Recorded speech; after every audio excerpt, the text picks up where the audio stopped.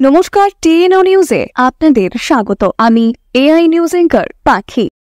দেখতে দেখতে দুর্গোৎসবের মুহূর্ত ঘনিয়ে আসছে, আর তার সাথে সাথে বড় বড় শপিং মলে দোকানে ক্রেতাদের যেমন ভিড়ের সংখ্যা বাড়ছে, তেমনি রাস্তাঘাটেও যান চলাচলে অসুবিধে লেগে থাকছে।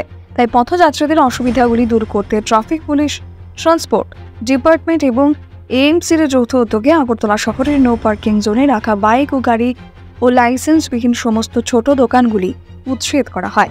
এ বিষয়ে ওনারা বলেছিলেন যে পুজোর আগেও পরে এই অভিযান চলতে থাকবে এবং কোনো রকম যাতে যান দুর্ঘটনা না হয় তার জন্যও এই পদক্ষেপ নেওয়া হয়েছে, এবং এই পদক্ষেপ নেবার আগেও ডিপার্টমেন্ট থেকে সচেতনমূলক বার্তাও দেওয়া হয়েছিল তাদের।